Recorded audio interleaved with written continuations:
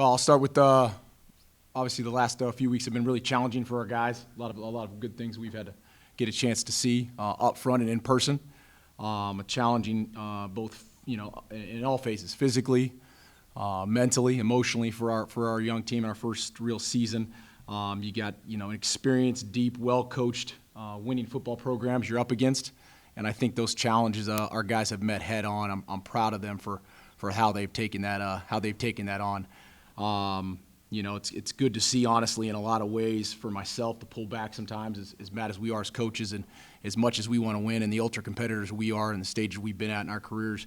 But it's really good to see, honestly, the recruiting, the development, the culture and the consistency can do for programs. And 3 of those last 4 I've got a pretty healthy understanding of, having been around and seen Arizona State in the past few years grow under coach, and seen Iowa State since 16 grow when I was in that league, and to see Fresno State, knowing what it's been as a player and as a coach, and seeing Coach Tedford, and now those guys take that over. There's a lot of things that at a deeper level have been good for us, the staff, to look and for me to see into what recruiting, development, and consistency can do for a program playing experienced guys, 50-year guys, 60-year guys, good quarterbacks, what it can do for a program, there's something in that for us to glean into.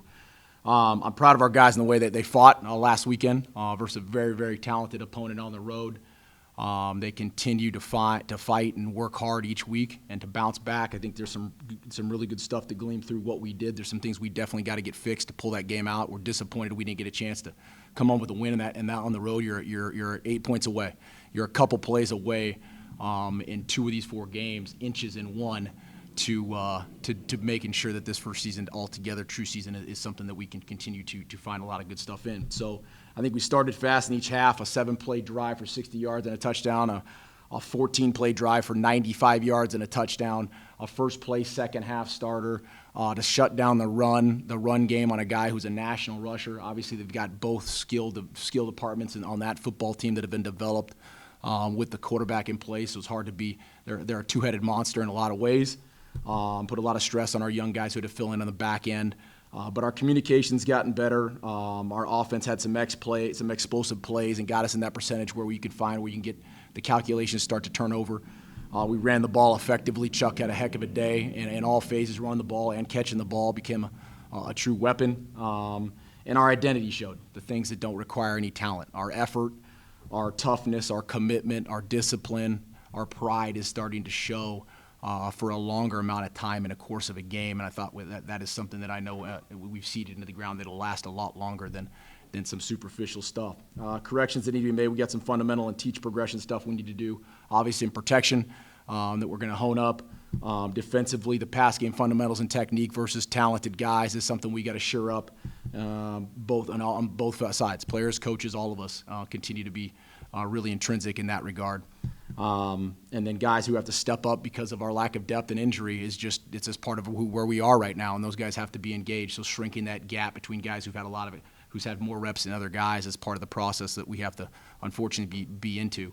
We lost the fourth quarter by 7 points is a big deal for us and how to close out a game, but I think the practice design we had last week and what we've decided to do in some phases going against good on good is starting to play off a little bit better. We've tweaked all the things that sometimes are a little bit different of what we do, and we're okay with that. We're not of the mind of this is how we always do it. We're trying to make sure we step back and peel the layers back and look at exactly how we can do it better. So I commend our staff and us for looking at it each day that way. But I thought we eliminated a lot of gray for our guys. I thought they played fast. I like how disappointed we all are about not having to win these games, and that means it's important to us, and it's starting to develop a lot of pride in what we're doing in our locker room.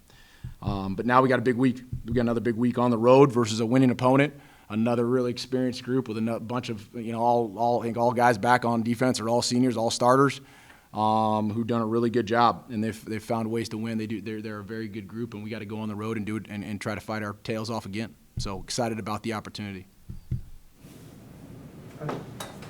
Is there an update on Doug Brumfield's health and status?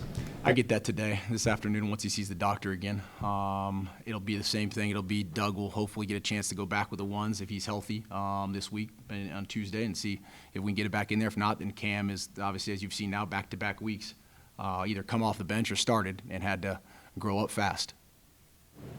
Coach, you added more wrinkles and packages on offense last week, again, as we continue to see this team grow. Are you comfortable now with adding more as you go along? Yeah. I mean, other players earlier in the season. Yeah, I think that as you grow, the package opens up a little bit more.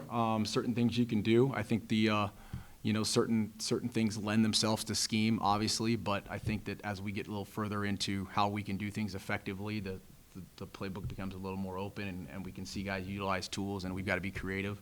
And that was a first conference game versus, we had a few things that we were ready for. And as we get closer and further into, those little things will pop out, How much do you think the adjustments on the offensive line were responsible for keying the better offensive output on Saturday or Friday? One more time. How much do you think the adjustments on the offensive line, the changes on the offensive line, keyed the, explosive offensive output on Friday? We made some subtle adjustments. There was still a rotation, though, so the same guys really played. I think that chemistry will continue to work through. It'll be again this week, another thing, but I think more than anything, you're seeing a group that's playing together, that the screen game, the run game, doing things more and more, I think are just helping all of us get a chance to feel who we are and get more reps. I think that we ran a lot of this. It was a short week. We didn't go crazy. I mean, it's a short week for them, too. You don't get a chance to install a whole bunch of stuff. You're not going to go crazy. You're going to run what you've been running. That's where we're at with our program. So I think more than anything, it's just the repetition and the continuity, I think, the chance to see that and the belief in how they've got it done. I've looked back and working on the analytics of the two teams that probably look most like us physically in the 1 and the 4 game, to see what that looks like. And there's some interesting things as I peeled that back that we'll get a chance to look at that maybe helps us understand a little bit more where we're at, which is really good. When you look at the big plays, is that something that you're seeing at the practice field, then hitting big plays there and then transition to the field, or is that kind of just some adjustments you guys are making or depending on the game plan of the opponent? Anyone who says it's just an in-game adjustment, they got that I've been calling plays for a long time. There's a couple of those that happen. More than anything, it's practice. It's practice, performance equals game reality. We had our best week last week. I think I told you guys that. We had a really good week on a short week. Our guys came out. We made some adjustments in practice. They had their best week last week. Their catapult and our analytics on our GPS showed that. We check it every day. It's like, man, we had a really high effort, intense week. Well, it also calculated our our highest effort game and our fastest game for the collective 4 quarters. And we looked at the GPS as we studied what it did. The week and the game matched up, and that's not irony. It's just the way it works if we do it right. And so to answer your question, we saw a lot of the plays pop up in practice, and guys executed the plays in practice. But I think it goes back to kind of what Sam, it's just they're getting these plays more. They're getting more reps together, and I think that's paying off, especially with speed. Now they're in games. They see it happen faster. They're in the course of the fire. We're going against ourselves a little better in some ways. It might be a little bit different this week because they got a different structure of a defense, but we're going to have to get creative that way too, You guys have played a couple close games this year. You weren't able to win them, but have there been teachable moments that you can sort of give to your players and say, like, hey, the next time we're in this situation, we'll be better equipped, or what can you take from those close games? Well, I think I mentioned kind of all of them earlier. I think that the thing you can take that we're taking about holistically as a program is that recruiting, development, culture, and consistency lends itself to playing teams that have had that together that are really good. That's a holistic look at it. If you look at independent factors of a game, then the games of when you say that cliche of it's a game of inches, it is. It's 8 points at the last one, and it's 1 inch at the first one, in those games that are close that you mentioned. So when you get a chance to give guys feedback that way and you show them that together collectively and it's authentic and organic, guys can see, wow, it really does come down to some plays where it's 1 or 2 things away from breaking through. And when you're in such an early phase as we are, that's a big deal because you're trying to gain a collective mental identity and confidence about yourself that is getting crushed by the rest of the world, because that's the world we live in. So our job as coaches is to continually build that up in the infant stages. It sounds, simple, but it's not, Tell your 7-year-old the same stuff. When you say, building it up and keeping out the outside, in your experience as a coach, when you get into, the last minutes of a fourth quarter, back and forth, is there anything, on the field, technique-wise, or anything that's sort of magnified, or do you want your players approaching it the same way they've approached, the 60 plays that came before it? Yeah, you got to be careful about over-magnifying the most critical moments of a game, because then they get anxious. You have to create those in other phases. You can't do it. If I told called timeout and told Goot, hey, I'm about to kick a 51-yard field goal, and this is the biggest field goal of your life, it's probably not a really good deal before he does it. In that fourth quarter with one drive to go score, we were smiling and excited and looking each other in his eyes and talking about how this is a 4-minute drive that we've had in practice, just like we do in a 2-minute with 2 timeouts, and let's go down and get it. And we're going to call core concepts. And I think that we're doing that, number one, because we have to, but number two, because that's what has to get done most of the time to ensure that that's the best plays and the best psyche for that moment. We don't overplay that moment. We try to overplay it in practice. That's when you do it. That's when you really make them uncomfortable. It's because that's when you have to be at that in the stadium with 30,000 people to win the game. Can you talk about Gutierrez and his performance this season and his calm and focus? Yeah, I think we mentioned it. I think we mentioned it a couple weeks ago, and you did a thing on it. I mean, Daniel's consistent. He comes out every day to work. He works his tail off. I try to put him in some pressure situations out here. I try to get in his head. I try to rattle him. I challenge him. We do that with all our guys. I mean, it's very constructive, and it's very direct, and it's very demanding. It's never demeaning by any sense of the imagination. We're not a demeaning group. I don't believe in that. And I think that Daniels fits, just because he's a specialist doesn't make him any different than the quarterback. He's done a heck of a job, and he'll continue to be a weapon for us. Looking at UTSA, what do they do well? What do you guys need to stop against them? Well, I mean, they're obviously playing really well. They're experienced. They've got a ton of seniors on their team. They did a great job bowl team last year. They're an odd front defense, which is going to be different than the 4-down groups we played. They've got, they do what they do really well. They're a really good football team. They're solid. They got experience on the edges. Their 4 eyes are tough to block. Their backers flow. Their left corner is 6'4". I mean, on offense, they're going to run the football. They've got the quarterback who's a run-pass option. They play in 12 personnel with 2 tight ends. I mean, they do a good job. It's obviously why they're undefeated right now, So it'd be a great test. It's going to be fun to go on the road and in the Alamo Dome and to have another really, really good opponent to pin ourselves against. Is that a good recruiting area for you, too?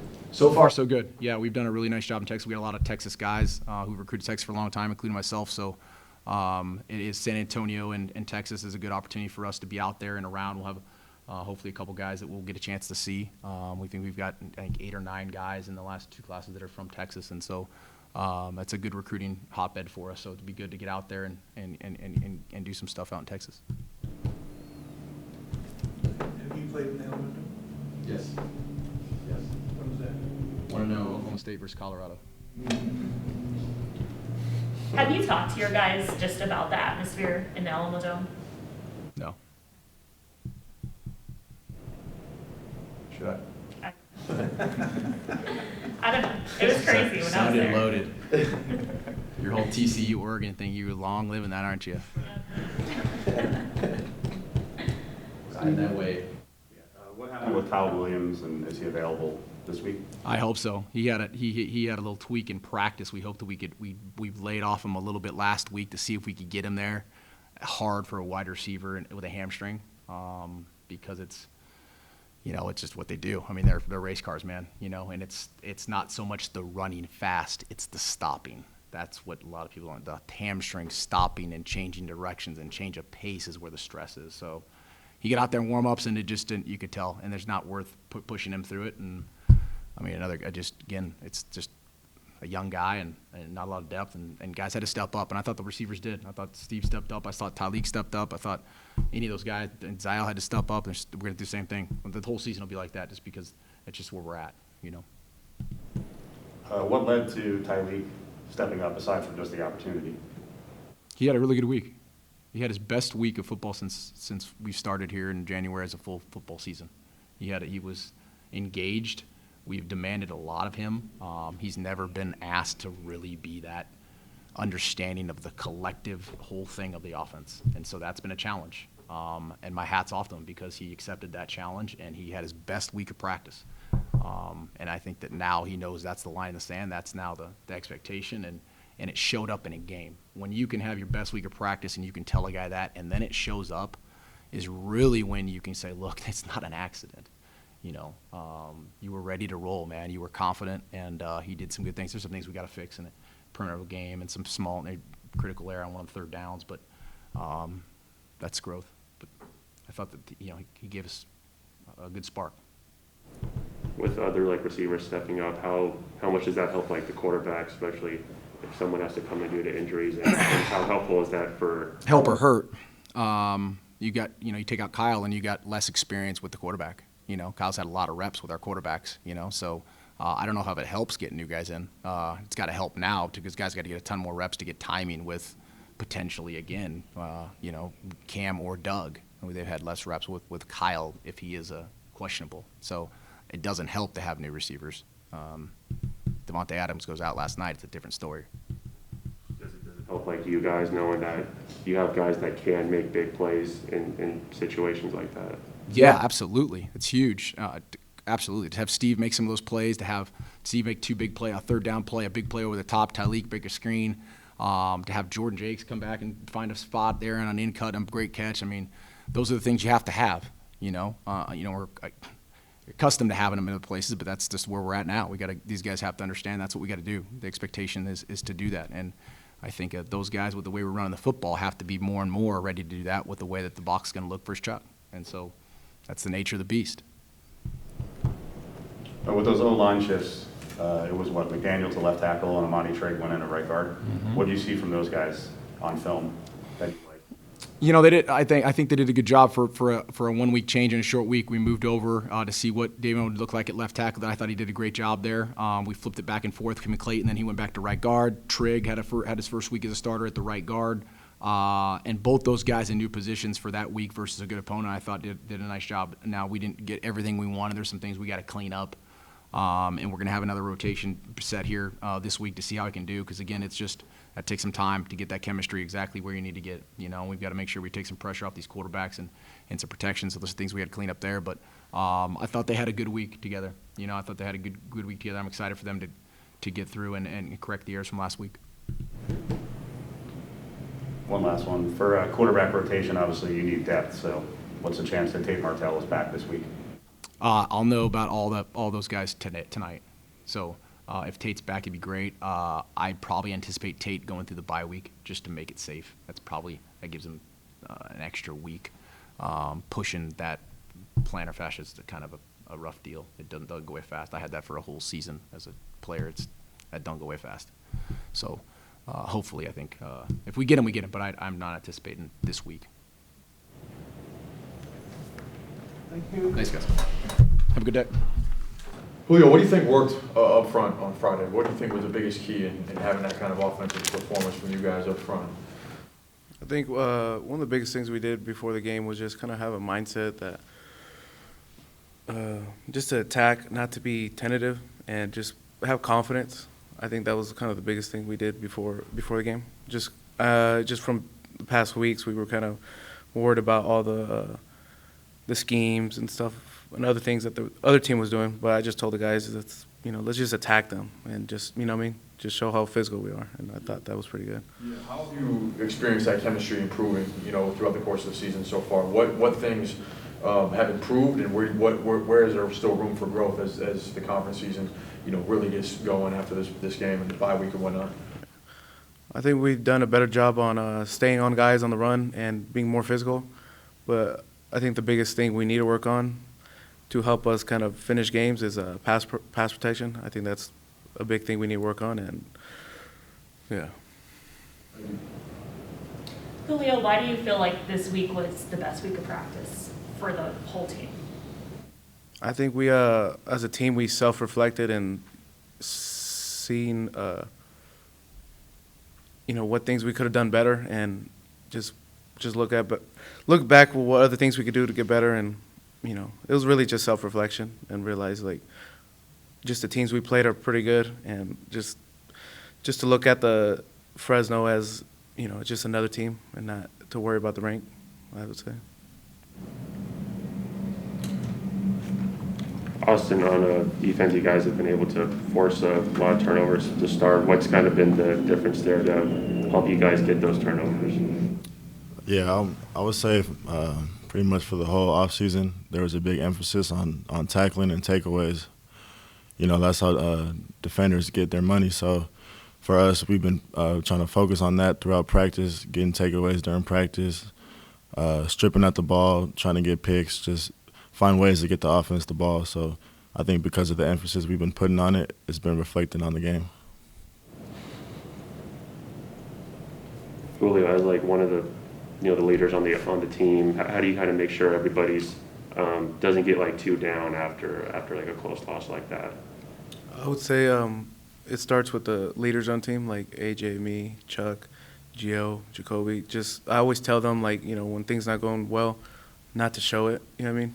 Because if the young guys see me throwing fits on the sideline, then they're going to think it's okay. So I just try to lead by example, not, show too much emotion, even when it's going good or bad. Julio, you guys have been in a couple close games this year where, a handful of plays, either way could decide it. What are you guys going to have to do in order to start flipping those games and come out on the winning end of some of these tight ones? Just the biggest thing I see is just pass protection, just from the whole O-line. I think that's just the biggest thing. I think once we fix that, we'll be straight with everything else. Austin, defensively, how do you build off the Fresno State performance and get ready for UTSA? Yeah, I think we did a lot of things well. Prior to that week, we put a big emphasis on our eyes and our communication. Those were the keys for going into the Fresno game. As a unit, it felt like we did a better job in those two categories. Tackling was another one that we wanted to work on. We knew we were going against a good back in Ronnie, and we were able to limit the damage he could do on the field. So, there's a lot to build on in terms of that, a lot of corrections as well. We're playing against a good back again at UTSA, so a lot to build on for sure, but we're looking forward to it. For Austin, how do you guys get better against the pass, especially on the back end? Cropper, really got you there. Is it better pass rush? What is it? I think the pass rush works with the secondary. The two work together. So, getting back to the quarterback more as a linebacker, the D line as well will give the secondary some help, but also secondary working on their leverage, their eyes, stuff like that. We see the mistakes, we see what to clean up. They already know. We talked about it as a group, and looking forward to moving forward with it. Anything else? Thank you, guys. Thank you. Thank you.